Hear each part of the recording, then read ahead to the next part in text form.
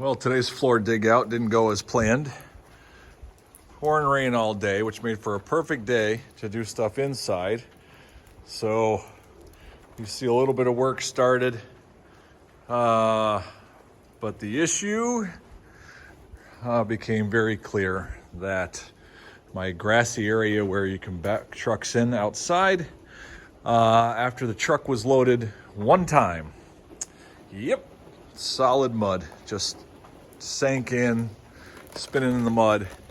So then they parked the truck on the road and used the skid steer to haul it out there. But with that going in and out of the pouring rain and bringing all the water inside, it just started to turn the inside dirt into slop. So perfect day for working inside, but the outside conditions didn't work. So now we're just gonna have to wait until everything dries out so we can get trucks back in here. Remember, I still have to bring in triaxles of stone, which that's gonna need to be a lot drier to do that. And then we're gonna have to get cement trunks down here too. So yeah, not much progress today. So it seems to be how projects go, right? 2 steps forward, a couple steps back. Good news is this though. I just went around, I don't know if I mentioned in other posts, but this past summer, actually there's a video where I did all these back posts over here. They were rotted, dug them up, replaced with concrete piers. And I was worried about all the ones on this side, that side, and the other side, the other 3. I just went around with a shovel, and I got to tell you what. You know what? I know God's got better things to do than worry about the posts in my barn, but he sure answered a prayer that I had, because I was really concerned with having to do 25 more posts to get concrete, but they're all in great condition. That wall, just so you know, no gutters on it, and with the water coming off the roof back there over the years before we've owned it and why we've owned it, it washed everything away. And so there was a lot of air and water that was getting to the bottom of that, and that's what rotted those at grade level. This side of the barn has gutters on it, so the water doesn't sit up against it. And then these end sides also, there's a slope so the water runs away. So that'll teach you something about water and air on your post, man. Make sure you've got it running away really good, or you've got some good gutters. So little tip of the day. But hey, we'll be back to see you when we get some more progress in here. Well, another late night in the barn, about 8 o'clock. Been hanging out in here with my buddy. Got the big machine, running that thing around in here like a go-kart, man. I'd take this barn down if I was in that thing. But hey, we got it dug down, 8 inches, pretty much all of it. This still needs to be cleaned up right here, and just dressed a little bit on the outside, but got a laser set up, went around with the stick, checked it all. Like I said, some piles need to get cleaned up here and there, but basically it's just like a couple inches underneath that 2x6 that goes along the bottom all the way around. The barn is, 30 years old, so that board isn't level anymore, so we can't just go by that board. That's why I'm using the laser and the stick. But we were working late tonight trying to get all this dirt out, because we've got 3 triaxles of stone coming in tomorrow to fill this thing up, get it level. A big rainstorm going to start tomorrow afternoon and go through the weekend, so this is the last opportunity to get a truck in the driveway without it being all mud, to get the stone down and be ready for concrete. So hence the late night. So looking good, guys. This is looking good. So we'll see what comes next. Well, big day today. Got all the stone in and spread.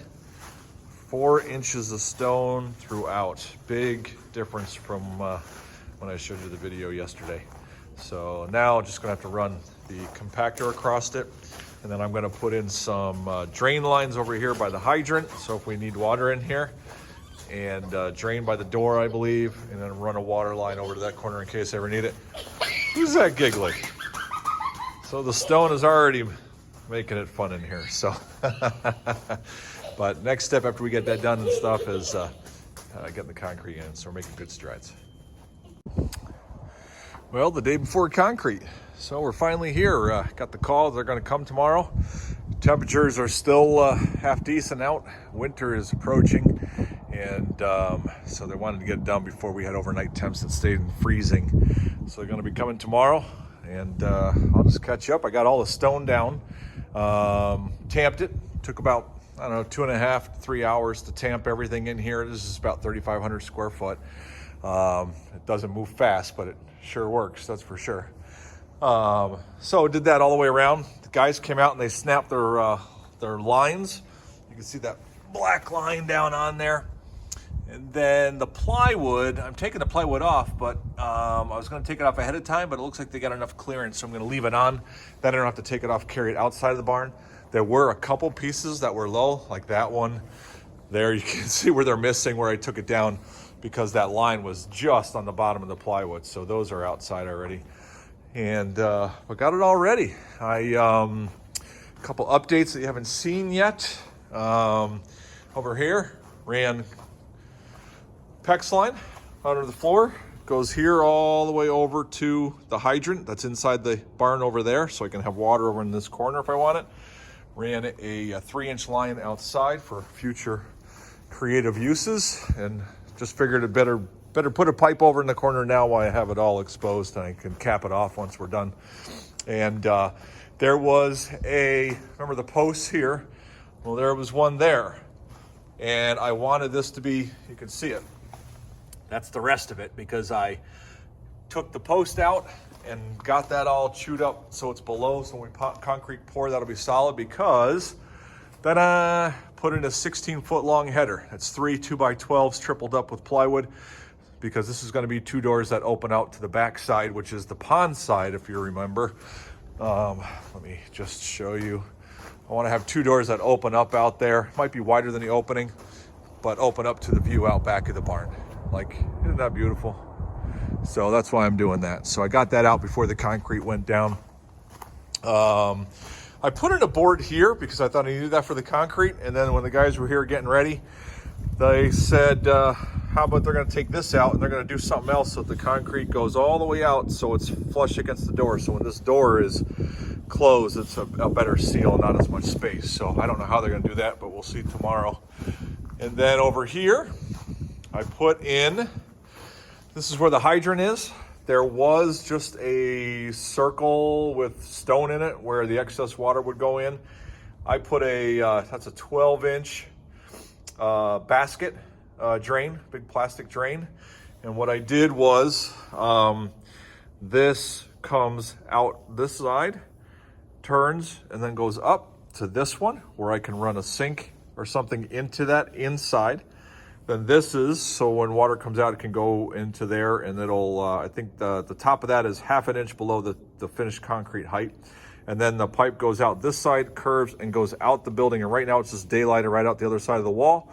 Once we get all the materials and everything moved outside, because we have all the wood stacked out there, I'll hook it this way and I'll run it underground all the way out to the hill right over there and daylight it out there. So then we have just water able to get out. There are some low spots. This corner is low spots.